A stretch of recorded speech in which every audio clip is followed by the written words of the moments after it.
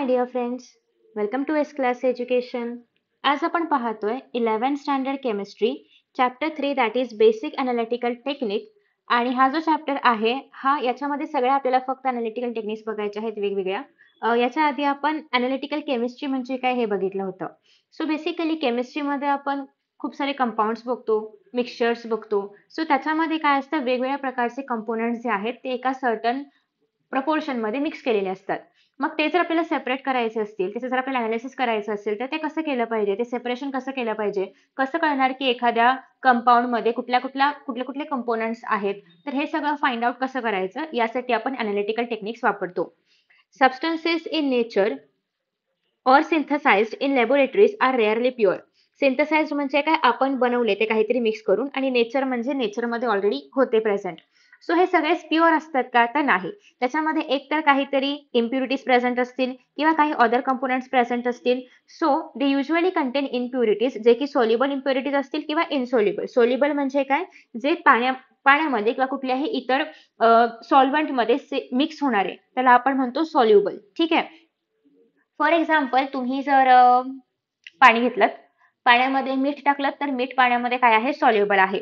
Similarly एखादं असं substance की जे कुठल्याही सॉल्व्हंटमध्ये सॉल्युबल आहे, इम्प्युरिटी सॉल्युबल आहे, त्याला आपण म्हणणार आहोत सॉल्युबल इम्प्युरिटीज. इनसॉल्युबल म्हणजे काय, जे डिझॉल्व्ह होत नाहीये. फॉर एक्झाम्पल, तुम्ही हेच मीठ जर मातीमध्ये टाकलं तर ते डिझॉल्व्ह होईल का, नाही होणार. सो मातीसाठी ते मीठ काय आहे, इनसॉल्युबल इम्प्युरिटी आहे. सो आय होप की तुम्हाला एक बेसिक आयडिया मिळालेली आहे सॉल्युबल इम्प्युरिटीज आणि insoluble इम्प्युरिटीजची.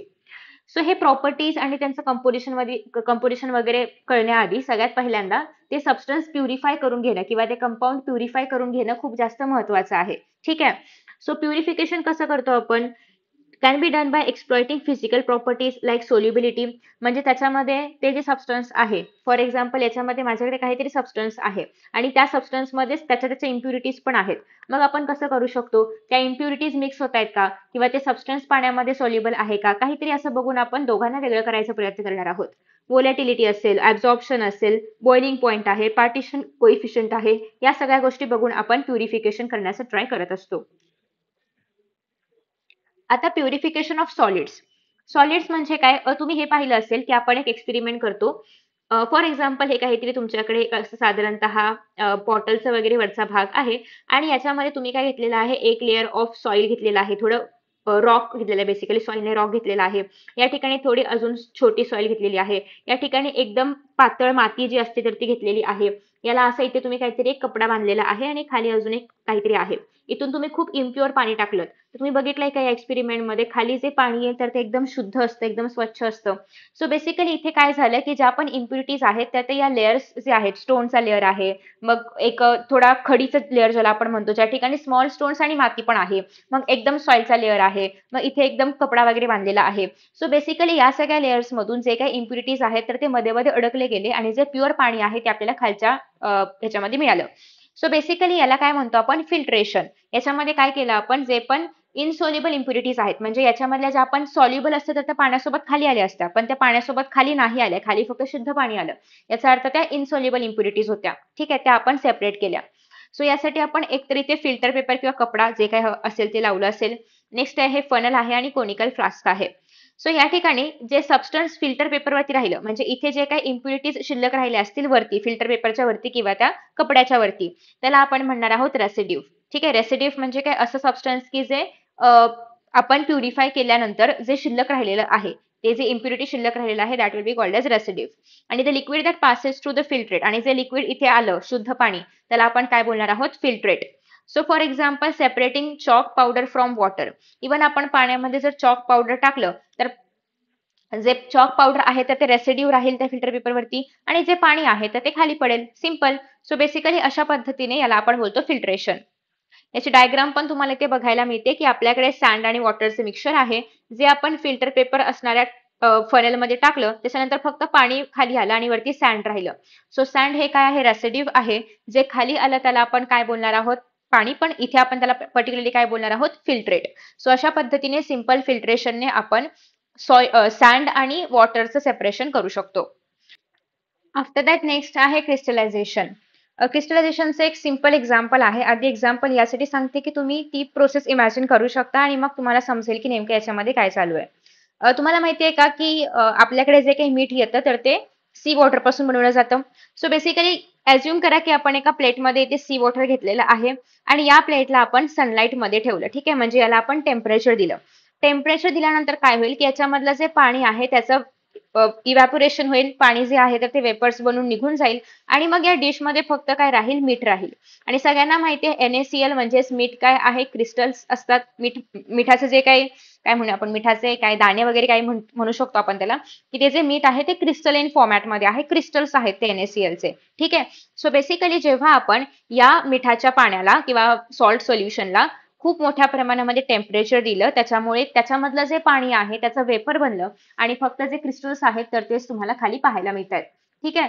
So let us C की आता हे नेमकी प्रोसेस काय आहे, हे सगळ्यांना इमॅजिन होत आहे हे काय होतंय. सो हे बनणं, हे NaCl बनणं, this what crystallization. Let us check की नेमकी सायंटिफिक भाषेमध्ये याची प्रोसेस काय म्हणते.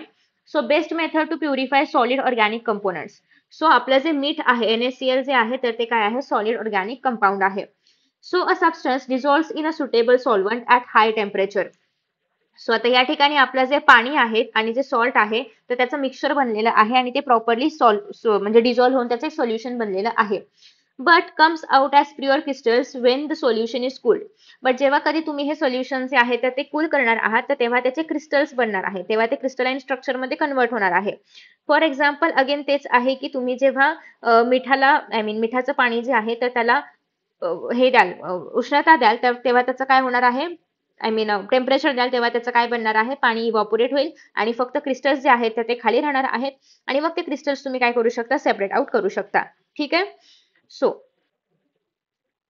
सो आता याच्यामधल्या स्टेप्स ज्या आपण पाहिल्यात सेमच आहेत, की dissolve impure solid in minimum hot solvent. म्हणजे याचा अर्थ आपण काय करणार आहोत, आता डिरेक्टली आपण सी वॉटर न घेता सुरुवातीला आपल्याला हे मिक्सचर करायचं पण आहे. सो या मिक्सचरमध्ये आपण काय टाकलेलं आहे, सॉल्ट टाकलेला आहे पाण्यामध्ये, त्याचं सोल्युशन बनवलेलं आहे. त्यानंतर आपण त्याच्यामधल्या इम्प्युरिटी ज्या आहेत तर त्या बाहेर काढतोय, म्हणजेच पाणी जे आहे तर ते इव्हॅपोरेट होईल आणि कूल झाल्यानंतर खाली आपल्याला काय मिळेल, फक्त फिल्ट्रेट मिळतील किंवा फक्त ते जे क्रिस्टल्स आहेत NaCl चे तर ते मिळतील. त्यांना आपण वॉश करायचं आणि ड्राय करायचं. आता अर्थात आपण मिठाला वॉश आणि ड्राय डिरेक्टली नाही करणार आहोत. बट क्रिस्टल्स जर असतील मोठेवाले जे की पाण्यामध्ये तितके सॉल्युबल नाहीयेत लगेचच्या लगेच, तर आपण त्यांना वॉश आणि ड्राय करू शकतो. सो या ठिकाणी बघा तुम्हाला बघायला मिळते, की आपल्याकडे एक सोल्युशन आहे ज्याला आपण हीट करतोय. ठीक आहे. हीट केल्यानंतर त्याच्यामधलं पाणी काय झालं, इव्हॅपोरेट झालं. ते पाणी इव्हॅपोरेट झाल्यानंतर हे जे फिल्टरेट पेपर आहे, त्याचं फिल्टर पेपर आहे त्याचा यूज करून आपण काय केलेलं आहे, या ठिकाणी जे पण हे सॅच्युरेट झालेलं सोल्युशन होतं ते आपण याच्यामध्ये टाकलं. त्याचं ते सोल्युशन याच्यामध्ये टाकल्यानंतर फक्त पाणी जे आहे तर ते खाली पडतंय आणि जे बाकीचे क्रिस्टल्स आहेत तर ते तुम्हाला या ठिकाणी बघायला मिळतात.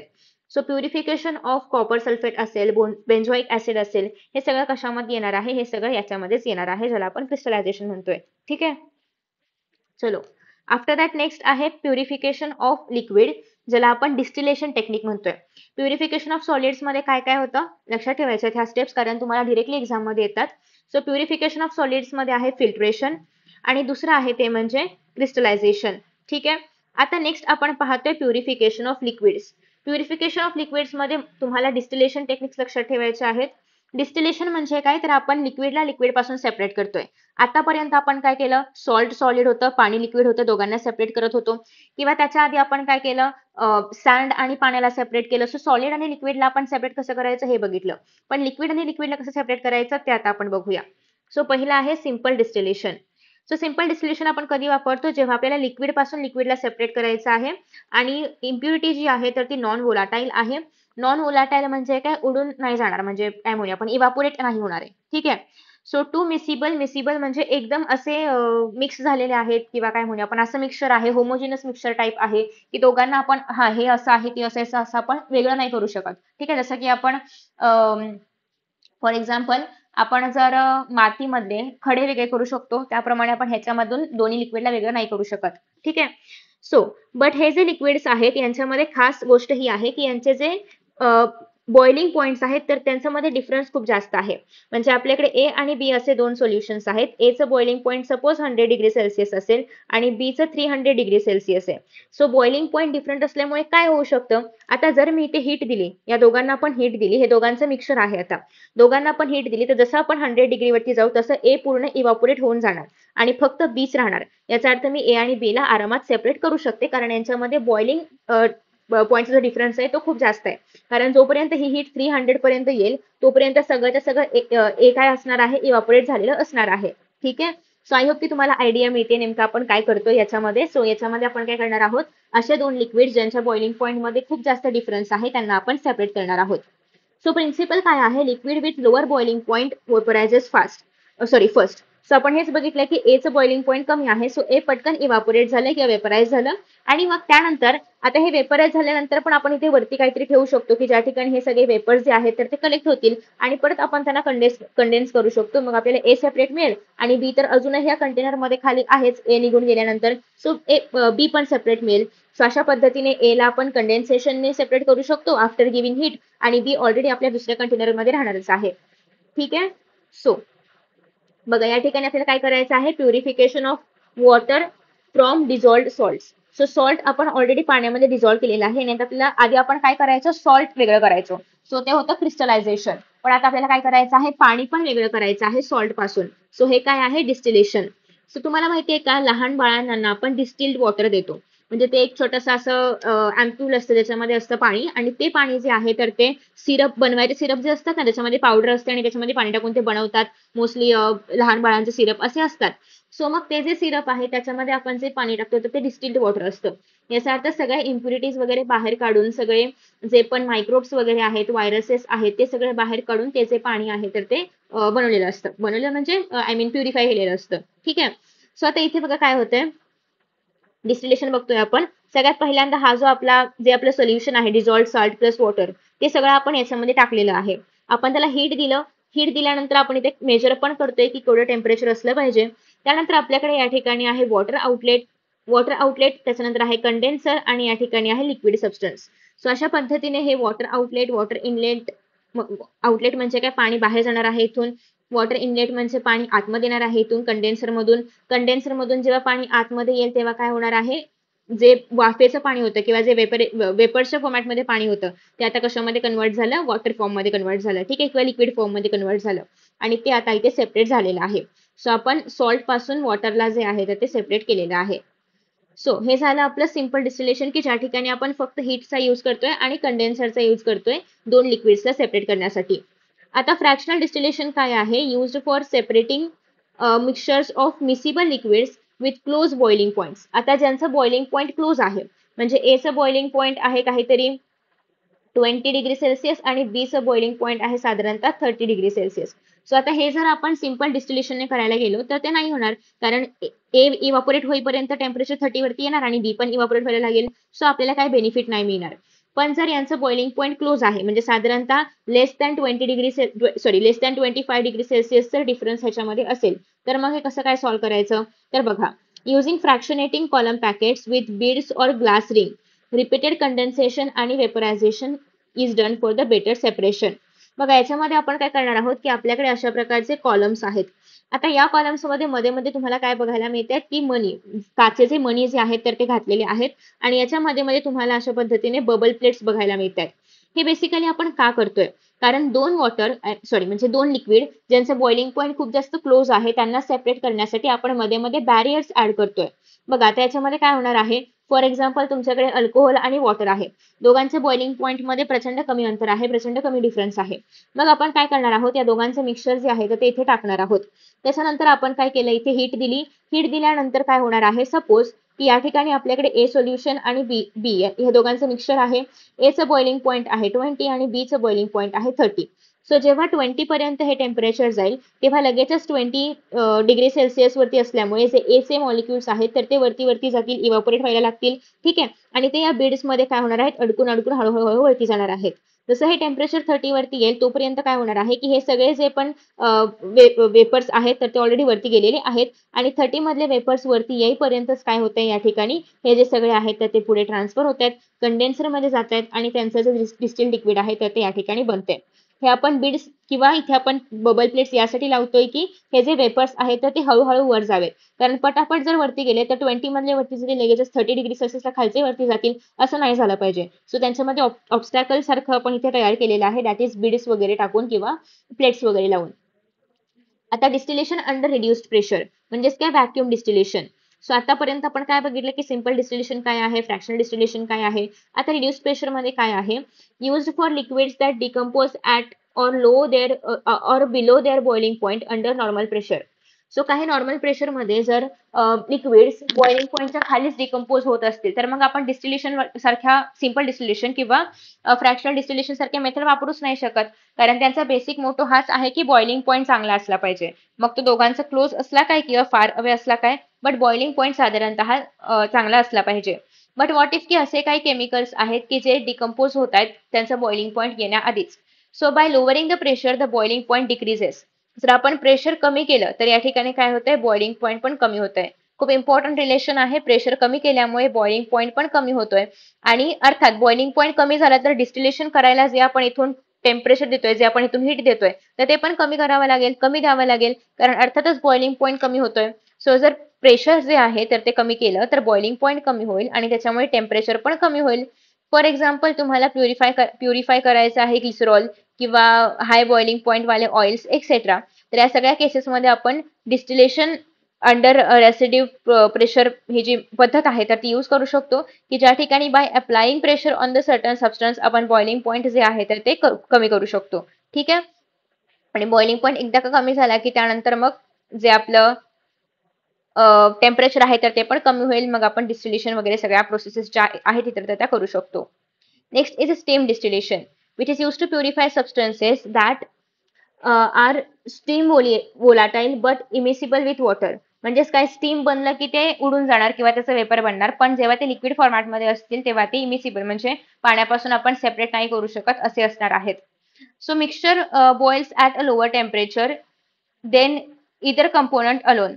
सो बेसिकली हे जे पण मिक्सचर आहे तर ते आपण लोअर टेम्परेचरवरती बॉईल करायला घेतो. ठीक आहे. सो आता बॉईल करायला घेतल्यानंतर आता ते मिक्सचर असेल किंवा दोन सबस्टन्सेस असतील त्यांना बॉईल करायचं असेल, काही पण असेल ते. सो फॉर एक्झाम्पल तुम्ही युकॅलिप्टस ऑइल घेतलं किंवा तुम्ही क्लोव्ह ऑइल घेतला आणि ते तुम्ही बॉईल करायला ठेवलं. ठीक आहे. सो या ठिकाणी त्याच्यामधले जे काही हे असेल इम्प्युरिटीज वगैरे असतील तर त्या उडून जाऊ शकतात वगैरे. सो ह्याच्याने तुम्ही काय करू शकता, स्टीम डिस्टिलेशन करू शकता. आफ्टर दॅट नेक्स्ट आहे सॉल्व्हंट एक्स्ट्रॅक्शन. आता सॉल्व्हंट एक्स्ट्रॅक्शन म्हणजे काय आहे की ही प्रोसेस आहे of separating a substance from a mixture using suitable solvent. म्हणजेच काय, सॉल्व्हंट म्हणजे काय, ज्याच्यामध्ये डिझॉल्व्ह होणार आहे सोल्यूट त्याला आपण म्हणतो सॉल्व्हंट. फॉर एक्झाम्पल सॉल्ट आहे आणि वॉटर आहे, तर सॉल्ट जे आहे तर ते सॉल्यूट आहे, वॉटर इज सॉल्व्हंट आणि हे दोघं मिळून सॉल्ट सोल्युशन बनवतात. ठीक आहे. So a process of separating a substance from a mixture using suitable solvent. म्हणजे आपण मिक्सचरमध्ये काहीतरी सॉल्व्हंट टाकतोय आणि with the help of that solvent आपलं जे सबस्टन्स आहे तर ते सेपरेट करणं, या प्रोसेसला आपण काय म्हणणार आहोत, solvent extraction. So based on differential solubility of solute in to immiscible liquids आपण हे करू शकतो. सो फॉर एक्झाम्पल आपल्याकडे असे काहीतरी दोन सबस्टन्सेस आहेत की ज्यांचे सॉल्युबिलिटी डिफरंट आहे. म्हणजेच आपल्याकडे ए आणि बी मिळून एक मिक्सचर काहीतरी आहे. याच्यामधलं ए जे आहे तर ते पटकन सॉल्युबल आहे, पटकन डिझॉल्व्ह होतं, आणि बी जे आहे तर ते तितक्या पटकन नाही डिझॉल्व्ह होत. सो आपण काय करू शकतो, ए आणि बी ला मिळून आपण वॉटरमध्ये टाकणार. आता इथे मी एक्झाम्पलसाठी वॉटर घेते, दुसरं कुठलं पण सॉल्व्हंट असू शकतं. सो जर मी वॉटरमध्ये टाकलं ए आणि बी ला एकत्र, तर फॉर एक्झाम्पल ए जो आहे त्याचं सॉल्युबिलिटी चांगली असल्यामुळे ते पाण्यामध्ये पटकन डिझॉल्व्ह झालं आणि बी डिझॉल्व्हच नाही झालं, तर आपण बी ला इझिली बाहेर काढू शकतो आणि ए ऑलरेडी पाण्यासोबत जे आहे तर ते डिझॉल्व्ह होऊन त्याने सोल्युशन बनवलेलं आहे. सो असं करून आपण डिपेंडिंग अपॉन देअर सॉल्युबिलिटी आपण ए आणि बी ला सेपरेट आउट करू शकतो. नेक्स्ट आहे रिक्वायरमेंट्स ऑफ सॉल्व्हंट काय काय आहेत. मग आता इथे आपण जसं की पाणी ॲज अ सॉल्व्हंट घेतलं ए ला डिझॉल्व्ह होण्यासाठी, त्याप्रमाणे कुठलं सॉल्व्हंट घ्यायचं हे पण असलं पाहिजे ना माहिती. कारण कुठलंही, आता इथे मी पाणी घेतलं, उद्या मी इथे दुसरं काहीतरी लिक्विड घेईन पण त्याच्यामध्ये ए आणि बी पैकी कोणी डिझॉल्व्हच होत नाहीये, तर काही उपयोग आहे का, तर नाही. सो मग आता हे जे सॉल्व्हंट निवडणं इज द मेन टास्क. ठीक आहे. So should dissolve solute effectively. असं सॉल्व्हंट पाहिजे की जे सॉल्यूटला डिझॉल्व्ह करू शकेल. Should be immiscible with the other solvent. इतर सॉल्व्हंट सोबत पण ते इमिसिबल असलं पाहिजे. म्हणजे फॉर एक्झाम्पल पाण्यासोबत पण ते मिक्स होऊ शकणार असलं पाहिजे, मिसिबल असलं पाहिजे. नेक्स्ट आहे should not react chemically with the solute. आता सपोज मी या ठिकाणी पाणी घेतलं आणि पाण्याने ए सोबत रिॲक्ट करून सी बनवला, तर काही यूज आहे का, नाही. ए तर सी मध्ये कन्वर्ट झाला ना, परत ए ला आणि पाण्याला सेपरेट करायला मला काहीतरी करावं लागेल. सो बेसिकली असं काही नको आहे. म्हणजे जे पण सॉल्व्हंट मी घेईन ते त्या मटेरियल सोबत किंवा त्या कंपाऊंड सोबत रिॲक्ट करणारं नसलं पाहिजे. ठीक आहे. सो इन धिस वे या सॉल्व्हंट चूज करण्याच्या काही कॅटेगरीज आहेत की सॉल्व्हंट कसं असलं पाहिजे. आणि it should be volatile. Volatile म्हणजेच काय, इझिली रिमुव्हेबल. आता मी या ठिकाणी पाणी घेतलं, उद्या जर मी हीट दिली ए आणि पाण्याला, तर अर्थातच पाणी जे आहे ते इव्हापोरेट होईल आणि मला ए जे आहे ते सेपरेटली मिळेल. सो हे इझिली अवेलेबल होण्यासारखं आहे. सो अशा प्रकारचं सॉल्व्हंट आपल्याला निवडायचं आहे. आता मी ते तुम्हाला पाण्याचं एक्झाम्पल यासाठी देते कारण आपल्याला सगळ्यांना पाण्याच्या प्रॉपर्टीज माहिती आहेत. पण असं होऊ शकतं की जेव्हा आपण नेक्स्ट टाइम हे युज करू तेव्हा पाण्याच्या ऐवजी दुसरं काहीतरी सॉल्व्हंट असू शकतं. ठीक आहे. ओके. आता प्रोसिजर काय आहे बघा, हे कसं केलं जाऊ शकतं आपलं एक्स्ट्रॅक्शन. तर shake mixture with chosen solvent in separating funnel. So आता हे जे मिक्सचर आहे ते मी वॉटर सोबत घेऊन काय केलं, त्याला छान असं हलवलं, मिक्स केलं आणि ते मी सेपरेटिंग फनेलमध्ये घेतलं. फॉर एक्झाम्पल असं काहीतरी फनेल असू शकतं किंवा इथे दिलंय ऑलरेडी, आय गेस इथे दिलंय तुम्हाला फनेल. हा, सो असं काहीतरी फनेल आहे. आता याच्यामध्ये मी काय केलं की माझ्याकडे एक सॉल्व्हंटचा लेअर आहे आणि या ठिकाणी अजून एक जे कंपाऊंड आहे त्याचा लेअर आहे. सो मी याला काय केलं, मिक्स केलं. याला मिक्स केल्यानंतर काय होईल की हा जो सॉल्व्हंटचा लेअर आहे याच्यामधले यातलं जे मिक्स आय मीन याच्यामधलं जे डिझॉल्व्ह होऊ शकतात, याच्यामध्ये मिक्सचर आहे ना, तर या मिक्सचर मधलं जे काही डिझॉल्व्ह होऊ शकतं ते ह्याच्यामध्ये डिझॉल्व्ह झालं. आणि आपला जो आता लेअर आहे हा कसा बनला, आधी फक्त सॉल्व्हंटचा लेअर होता आणि आता या लेअरमध्ये यातलं मटेरियल मिक्स झालं आहे आणि हा जो लेअर आहे तो आता त्या डिझॉल्व्ड गोष्टीसोबत बनलेला आहे आणि जे उरलेलं बी होतं ते आपल्याला सेपरेट मिळालेलं आहे. ठीक आहे. सो कॅफिन एक्स्ट्रॅक्ट करणं फ्रॉम द टी लिव्स आपण अशा पद्धतीने करू शकतो. सो आता शेक केल्यानंतर मग ते जे लेयर्स आहेत तर ते सेपरेट होतात ड्यू टू डेन्सिटी डिफरन्स आणि डिझायर सॉल्व्हंट जो आहे तर तो ह्याच्यामध्ये कलेक्ट केला जाऊ शकतो. आता मग मी काय करणार, हे जे आहे काय म्हणूया आपल्याला, नळ म्हणूयात किंवा टॅप म्हणूयात, तर ते मी ऑन केल्यानंतर इथपर्यंतच्या गोष्टी मी खाली काढून घेऊ शकते दुसऱ्या ह्याच्यामध्ये आणि जसं हे मटेरियल इथपर्यंत येईल खाली तसं मी नळला परत बंद करणार. ठीक आहे. सो असं करत करत मी दोन्ही गोष्टी ज्या आहेत त्या सेपरेट करू शकते. Next is continuous extraction. Okay. So या फनेलमध्ये घ्यायच्या आहेत त्या दोन्ही पण गोष्टी हलवायच्या आहेत आणि त्या दुसऱ्या सॉल्व्हंटमध्ये मिक्स झालेल्या गोष्टी आपण सेपरेट आउट करू शकतो. त्याच्यानंतर नेक्स्ट हे कशामुळे करू शकतो आपण, लेयर्समध्ये डेन्सिटी डिफरन्स असल्यामुळे वरचा लेअर वरच राहतोय, खालचा लेअर खाली राहतोय आणि आपण त्याला अशा पद्धतीने बाहेर काढू शकतो. हे ओपन करून यातून बाहेर असं काढू शकतो. Next is what, continuous extraction. याच्यामध्ये solute is only sparingly soluble. Continuous extraction with fresh solvent maximizes the recovery.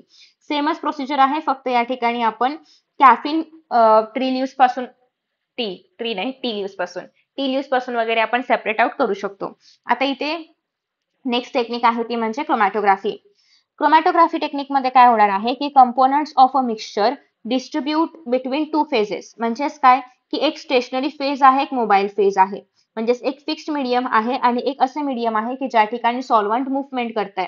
For example असं काहीतरी आपल्याकडे आहे आणि याच्यामध्ये आपण मिक्सचर घेतलेला आहे. ही जी फेज आहे अजिबात हलत नाही, अजिबात मुव्हमेंट नाहीये. सो ही स्टेशनरी फेज आहे आणि या ठिकाणी आपल्याकडे एक ग्लास वूल वगैरे आहे. हे जेव्हा आपण ऑन करू तेव्हा हे सगळे मटेरियल जे आहेत ते खाली येतील आणि ते मोबाईल फेज मध्ये येतील. So components move at different speed depending upon the affinity for stationary versus mobile phase. आणि मग जेव्हा मी हे ऑन करेन तर तेव्हा हे सगळं खाली येणार, अर्थात खाली ग्रॅव्हिटीमुळे खाली येणार. सो डिपेंडिंग अपॉन की ते किती स्पीडने खाली येऊ शकतात त्यानुसार आपण यांना सेपरेट आउट करू शकतो. म्हणजे आधी हे रेडवालं जे आहे तर याच्यामध्ये जे मिक्सचर्स आहेत किंवा जे कंपोनंट मिक्स झालेले आहेत तर ते सबस्टन्सेस कसे खाली येतील, तर याच्यामधलं एखादं सबस्टन्स जे की खूप जड आहे तर ते असं हळूहळू हळू खाली येईल, जे हलकं आहे ते पटकन खाली येईल. सो असं करत करत ह्या ज्या रेडवाल्यामधले जे काही कंपोनंट्स आहेत ते तुम्हाला असे पाहायला मिळतात. सो हा जो रेडवाला आहे तो ए आणि बी, ए बी सी चा मिक्सचर आहे. सो जेव्हा आपण याचं हे नळ ऑन करू तर तेव्हा आधी ए वरती राहिलं, बी सी खाली आलं, मग बी खाली आलं, मग सी खाली आलं.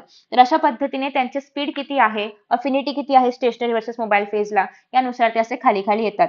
सो याच्या अकॉर्डिंगली तुम्हाला अशा पद्धतीने लेयर्स बघायला मिळतात की ए चा लेअर वेगळा, बी चा लेअर वेगळा, सी चा लेअर वेगळा. याला आपण काय म्हणणार आहोत, क्रोमॅटोग्राफी. ठीक आहे. सो क्रोमॅटोग्राफीमध्ये काय आहे, या ठिकाणी तुम्हाला बघायला मिळते की एक जार आहे, त्याच्यामध्ये एक तुम्हाला ग्लास प्लेट वगैरे बघायला मिळते, ज्याच्यामध्ये आपण एक सॅम्पल डॉट टाकलेलं आहे आणि खाली आपण काहीतरी सॉल्व्हंट ठेवलेलं आहे. सो आता हे जे सॉल्व्हंट आहे तर ह्याचं हे सॉल्व्हंट इथे वरती जसं जसं जाईल तसं हे जे सबस्टन्स आहे तर त्याचं स्प्रेड होत जाणार आहे. किंवा तुम्ही असं घेऊ शकता की एक तुमच्याकडे डब्बा आहे, याच्यामध्ये तुम्ही चॉक ठेवलेला आहे आणि या चॉकच्या इथे तुम्ही काहीतरी कलर जो आहे तर तो लावलेला आहे आणि तुम्ही याच्यामध्ये थोडंसं पाणी टाकलेलं आहे. सो हा चॉक पाण्याला काय करेल, ऍब्झॉर्ब करेल आणि पाण्याला ऍब्झॉर्ब केल्यामुळे पाणी वरती चढत जाणार ऑफकोर्स. सो पाणी जसं या चॉकमध्ये ऍब्झॉर्ब होईल जाईल तसं हा जो एक मार्करने केलेला तुमचा जो काही एक मार्किंग आहे तर ते पण अशा पद्धतीने इथे काही मार्किंग सोडत जातं मग इथे थोडंसं डार्क कलर, इथे लाईट कलर, इथे अजून लाईट कलर, याचा अर्थ हे सगळे कंपोनेंट्स त्या कलरमध्ये प्रेझेंट आहेत. सो त्याला आपण म्हणतो क्रोमॅटोग्राफी. सो हे पेपर क्रोमॅटोग्राफी पण अशाच पद्धतीने केली जाऊ शकते. जसं की मी या ठिकाणी चॉक ठेवलं, त्याच्यावर जे पेपर ठेवायचा, त्याच्यामध्ये आपलं काहीतरी कलर वगैरे लावून ठेवू शकतो आपण आणि मग जसं पाणी ऍब्झॉर्ब करेल त्या पद्धतीने ते जे लेयर्स आहेत तर ते आपल्याला बघायला मिळतात. Next is thin layer chromatography. याच्यामध्ये स्टेशनरी फेज आहे आणि मोबाईल फेज आहे. अगेन थिन लेअर मध्ये थिन लेअर ऑफ ऍब्झॉर्बंट आहे, सिलिका किंवा अल्युमिना वगैरे असेल, एका मेटलच्या प्लेटवरती आपण ठेवलेलं आहे. सो त्याच्यामध्ये ऑर्गॅनिक सॉल्व्हंट किंवा मिक्सचर आपण टाकणार आहोत मोबाईल फेज मध्ये. आणि थिन फेज म्हणजे काय, एक प्लेट आहे सिंपल, त्याच्यावरती आपण काहीतरी सेल्युलोज किंवा जेल किंवा काहीतरी असं टाकलेलं आहे की जे ऍब्झॉर्बंट आहे, जे पाण्याला किंवा जे काय आपण सॉल्व्हंट टाकू त्याला ऍब्झॉर्ब करेल. सो एफिशियंट आहे हे पेपर क्रोमॅटोग्राफीपेक्षा. कॉलम क्रोमॅटोग्राफी, याच्यामध्ये स्टेशनरी फेज मध्ये काय आहे, अगेन अल्युमिना, सिलिका वगैरे आहे. का कॉलम, कॉलम म्हणजे काय, अशा पद्धतीने एक स्ट्रक्चर आहे, ट्यूब म्हणू शकतो आपण, पाईप टाईप म्हणू शकतो, की याच्यामध्ये आपल्याकडे काय प्रेझेंट आहे, सॉलिड ऍब्झॉर्बंट प्रेझेंट आहे आणि सॉल्व्हंट ह्याच्यामधून फ्लो होतोय आणि जसं जसं सॉल्व्हंट फ्लो होईल त्या पद्धतीने जे सेपरेशन आहे कंपोनंट्स मध्ये तर ते होत जाणार आहे. नेक्स्ट इज पार्टिशन क्रोमॅटोग्राफी, जी आपल्याला इथे बघायला मिळते. याच्यामध्ये स्टेशनरी फेज मध्ये काय काय आहे, एक लिक्विडची फिल्म आहे जी की सपोर्टेड बाय सॉलिड. सो या ठिकाणी अशा पद्धतीने एक लिक्विडची फिल्म आहे जी की सपोर्टेड बाय सॉलिड आणि या ठिकाणी आपण काहीतरी स्पॉट दिलेला आहे. या बेसलाईन वरून पाणी जे आहे तर ते वरती वरती ऍब्झॉर्ब होत जाणार आणि हे जे स्पॉट आहे तर ते अशा पद्धतीने कलर लिव्ह करणार. ठीक आहे. सो मोबाईल फेज हेच आहे की आपण अनादर लिक्विड खाली देतोय बेसलाईन वरती आणि ते लिक्विड जे आहे तर ते वरती ऍब्झॉर्ब केलं जाते. आता हे जे पार्टिशन आहे कलर्सचं, हे कसं होतंय, इथे कलर दिसणार, इथे कलर दिसणार, इथे कलर दिसणार, डिपेंडिंग अपॉन की त्या कलरचं पार्टिशन कोइफिशियंट काय आहे. जेवढं जास्त पार्टिशन कोइफिशियंट असेल तेवढं ते दूरपर्यंत दिसणार, जेवढं कमी असणार तेवढं ते जवळपर्यंत दिसणार. ठीक आहे. सो अमायनो ऍसिडचं सेपरेशन हे याच्यामध्ये येऊ शकतं. आता रिटेन्शन फॅक्टर म्हणून एक कॉन्सेप्ट आहे. रिटेन्शन फॅक्टर म्हणजे काय, migration of the solute relative to the solvent front gives an idea about the relative retention of the solute on the stationary phase. आणि याला आपण काय म्हणतो, RF. म्हणजेच काय की हे जे distance travel by solute from the baseline, या बेसलाईन पासून हे जे आपलं सॉल्यूट आहे म्हणजे जे आपलं स्पॉट आहे त्याने केवढं डिस्टन्स कव्हर केलं तर त्याला आपण, म्हणजे आधी हा टिपका इथे असणार आहे, त्याने जेव्हा खालचं सॉल्व्हंट त्याने ऍब्झॉर्ब केलं तेव्हा हा टिपका असा असा असा करत ते वरती गेला आणि हा युजली कलर सोडत जातो, असा डिरेक्टली आहे तोच कलर मध्ये नाही जात. डिपेंड्स की तुम्ही कुठला कलर वापरलेला आहे त्यानुसार किंवा कसला कलर वापरलेला आहे, कुठला कंपाऊंड वापरलेला आहे त्यानुसार. सो या बेसलाईन पासून हा टिपका किती वरती गेला ते काय घेतोय आपण, एक्स ने रिप्रेझेंट करतोय. आणि डिस्टन्स ट्रॅव्हल बाय सॉल्व्हंट, आणि सॉल्व्हंट पण कुठे होतं, खाली होतं डिश मध्ये पाणी, डिश मध्ये होतं पाणी, घेऊया आता आपण, त्याने किती कव्हर केलं डिस्टन्स बेसलाईन पासून ते आपण घेणार आहोत y ने. सो एक्स बाय वाय जे आहे ते आपलं रिटेन्शन फॅक्टर आहे. ठीक आहे. सो स्पॉटने किती अंतर ट्रॅव्हल केलं किंवा सॉल्यूटने किती अंतर ट्रॅव्हल केलं डिवायडेड बाय सॉल्व्हंटने किती अंतर ट्रॅव्हल केलं फ्रॉम द बेसलाईन. ठीक आहे, त्याला आपण म्हणणार आहोत रिटेन्शन फॅक्टर. सो आता आपल्याकडे काहीतरी कलरलेस कंपाऊंड्स आहेत, ते आपण कसे काय डिटरमाइन करू शकतो किंवा डिटेक्ट करू शकतो. सो पहिला आहे, जर आपण त्याच्यामध्ये अल्ट्राव्हायोलेट रेडिएशन्स टाकले तर तुम्ही बघितलं असेल की जे काही फ्लुरोसंट कलर आहेत तर ते चमकतात, म्हणजे पिंक असतो बघा किंवा येल्लो असतो किंवा असे जे काही फ्लुरोसंट मार्कर्स वगैरे असतात ते कसे लाईट टाकले की चमकतात. सो इट्स लाईक आपण कलर डिटेक्ट करण्यासाठी फ्लुरोसंट किंवा UV लाईटचा यूज करू शकतो. नेक्स्ट आहे आयोडीन चेंबर मध्ये काय होतं, जे स्पॉट्स आहेत तर ते आयोडीन ऍब्झॉर्ब करतात आणि त्यानुसार कुठला कलर आहे तर तो रिफ्लेक्ट करतात. स्प्रेइंग विथ स्पेसिफिक रिएजंट, त्याच्याने पण कलर मिळतो. कधी कधी बघा की एखादा काय म्हणत आपण, एखादा गोष्ट व्हाईट कलरची दिसते आपल्याला पण त्याच्यावरती जर आपण एक पर्टिक्युलर रिएजंट स्प्रे केला तर त्याचा कलर बदलतं. सो त्या पद्धतीने असे काही रिएजंट्स पण आपण युज करू शकतो टू नो की त्याच्यामध्ये कुठला कंपोनंट प्रेझेंट आहे. आता नेक्स्ट आहे ड्राइंग आणि सब्लिमेशन, अतिशय इझी टेक्निक आहे. CaCl2 असेल किंवा एनहायड्रस CuSO4 असेल. एनहायड्रस म्हणजे त्याच्यामध्ये अजिबात ॲक्वियस मॉइश्चर पाणी असलं काही नाहीये. Use to remove moisture from organic liquids, जे ऑर्गॅनिक लिक्विड्स आहेत त्यामधलं पाणी रिमूव्ह करण्यासाठी आपण CaCl2 एनहायड्रस CuSO4 वगैरे वापरतो. किंवा नेक्स्ट आहे सब्लिमेशन मध्ये काय होणार आहे, use to purify solids that sublime. Sublime म्हणजे काय, डिरेक्टली सॉलिड टू वेपर मध्ये कन्वर्ट होत आहेत लिक्विड स्टेट मध्ये न जाता. फॉर एक्झाम्पल नेफ्थॅलिन बॉल्स आहेत. ठीक आहे. नेफ्थॅलिन बॉल्स मध्ये काय होतं की ते सॉलिड असतं आणि त्याचं डायरेक्ट वेपर मध्ये कन्वर्जन होतं, लिक्विड बिक्विड काही बनत नाही. ठीक आहे. सो अशा पद्धतीने जे सबस्टन्सेस आहेत त्यांना आपण, त्यांचं कन्वर्जनला आपण काय म्हणतो, सब्लिमेशन. सो कॅम्फर असेल, नेफ्थॅलिन असेल, कापूर पण तुम्ही बघितलं असेल की त्याचं पाण्यामध्ये कन्वर्जन नाही होत. जर तुम्ही असंच कापूर ओपन ठेवलं तर त्याचं काय होतं, हवेमध्ये उडून जातं, वेपरायझेशन होतं. सो यालाच आपण काय म्हणतोय, सब्लिमेशन. आफ्टर दॅट नेक्स्ट आहे चेकिंग प्युरिटी ऑफ कंपाऊंड्स. आता आपण कसं चेक करू शकतो, तर मेल्टिंग पॉईंट, बॉइलिंग पॉईंटचा यूज करू शकतो, की जे प्युअर सबस्टन्सेस आहेत त्यांचा मेल्टिंग पॉईंट किंवा बॉइलिंग पॉईंट खूप जास्त शार्प असतो compare to the impure substances. ठीक आहे. सो प्रेझेन्स ऑफ इम्प्युरिटीज मुळे काय होतं, जे मेल्टिंग पॉईंट आहे तर ते कमी होतं आणि सॉलिड्स मध्ये बॉइलिंग पॉईंट राईज होतं. सो एक सिंपल कॉन्सेप्ट आहे की ज्याच्यामुळे आपल्याला कळू शकतं की फॉर एक्झाम्पल आपल्याला माहिती आहे की वॉटरचा जो बॉइलिंग पॉईंट आहे तर तो 100 डिग्री सेल्सिअस आहे. पण माझ्याकडे जे सोल्युशन आहे, असं वाटतंय मला की ते पाणी आहे, पण ते 100 डिग्री सेल्सिअस वरती बॉईलच नाही होत आहे, ते 120 डिग्री सेल्सिअस वरती बॉईल होत आहे. याचा अर्थ त्या पाण्यामध्ये काहीतरी इम्प्युरिटी आहे, बिकॉज त्याचं बॉइलिंग पॉईंट रेज झालं. ठीक आहे. सिमिलरली एखादं सबस्टन्स आहे ज्याचं मेल्टिंग पॉईंट जे आहे तर ते 0 डिग्री सेल्सिअस आहे. वॉटरच घेऊया आपण. वॉटरचं मेल्टिंग पॉईंट किती आहे, 0 डिग्री सेल्सिअस आहे. पण ते 0 डिग्री वरती मेल्ट न होता आधीच मेल्ट झालं. सो याचा अर्थ त्याच्यामध्ये काहीतरी जे आहे तर ते इम्प्युरिटी प्रेझेंट आहे. ठीक आहे. नेक्स्ट आहे chromatographic purity. So single spot in TLC paper म्हणजे थीन पेपर किंवा paper chromatography indicates purity. So हे आपण बघितलं की ते कलर स्पॉट जो आहे तो आपल्याला बघायला मिळतो व्हेरी करताना, त्याचे शेड्स बघायला मिळतात.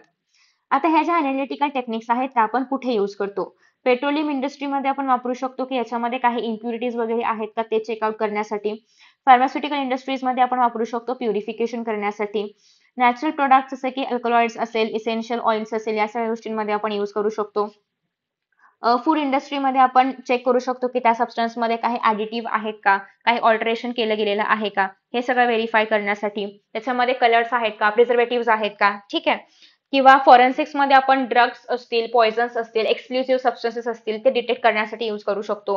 म्हणजे कशामध्ये तरी मिक्स करून दिलं असेल पॉयझन तर ते डिटेक्ट पण करता आलं पाहिजे ना, ते सेपरेट पण करता आलं पाहिजे. सो ते त्याच्यामध्ये आहे की नाही हे आपण याच्या आधारे चेकआउट करू शकतो. सो आय होप की तुम्हाला एक बेसिक आयडिया मिळालेली आहे की आतापर्यंत आपण जे अनालिटिकल प्रोसेसेस शिकतोय किंवा पाहतोय त्याचा कुठे रिअल लाईफमध्ये यूज आहे का, तर त्याचा रिअल लाईफमध्ये यूज आहे. ठीक आहे. सो नेक्स्ट इज काही सॅम्पल क्वेश्चन्स किंवा न्यूमॅरिकल्स आहेत जे की जस्ट या रिव्हिजन वरती काढलेले आहेत. याच्या व्यतिरिक्त खूप सारे क्वेश्चन्स आहेत जे ते जर तुम्हाला हवे असतील तर प्लीज कमेंट करा, सो दॅट मी तुम्हाला ते पण सांगेन. बट आता आपण डिपेंडिंग अपॉन धिस रिव्हिजन काही 1-2 क्वेश्चन्स बघूयात. सो पहिला क्वेश्चन आहे, which method will you use to separate sand plus water. हे ऍक्च्युली आन्सर्स पण आहेत. सँड प्लस वॉटर सेपरेट करायचं असेल तर आपण काय वापरणार, फिल्ट्रेशन. अल्कोहोल प्लस वॉटर असेल तर डिपेंडिंग अपॉन बॉइलिंग पॉईंटचा डिफरन्स आपण काय वापरणार आहोत, फ्रॅक्शनल डिस्टिलेशन. ते आपण काय म्हणूयात, आपण ते जे कॉलम घेतले होते त्याच्यामध्ये आपण अशा पद्धतीने ग्लास बॉल्स टाकले होते. ठीक आहे. किंवा आपण काहीतरी सेपरेशन्स टाकले होते मध्ये. आयोडीन प्लस सँड असेल तर सब्लिमेशन. ऑइल सेपरेट करायचं असेल वॉटर पासून तर आपण काय वापरू शकतो, सॉल्व्हंट एक्स्ट्रॅक्शन यूज करू शकतो. ठीक आहे. Why is steam distillation preferred for extraction of essential oils. So distillation मध्ये आपण काय बघितलं होतं की असे 2 लिक्विड सेपरेट आउट करायचे आहेत ज्यांच्या बॉइलिंग पॉईंट मध्ये एकतर खूप डिफरन्स आहे किंवा डिफरन्स नाहीये. आणि स्टीम डिस्टिलेशन मध्ये असं आहे की जे व्होलाटाईल सबस्टन्स आहे ज्याचं जे पटकन व्होलाटाईल होईल ते निघून जाईल आणि दुसरे सबस्टन्सेस आपण एक्स्ट्रॅक्ट करू शकतो. सो स्टीम डिस्टिलेशन आपण ऑइल्ससाठी वगैरे प्रेफर करतो. याचं रिझन असं आहे की ऑइल्स आर स्टीम व्होलाटाईल, म्हणजे ऑइल पटकन जे आहे तर त्याचं स्टीम बनून निघून जातं आणि decomposes at there normal boiling point, आणि परत त्याचं कन्व्हर्जन आपण जे सेपरेट आउट झालेले आहे ते आपण नॉर्मल बॉइलिंग पॉईंट वरती परत एकदा आणू शकतो.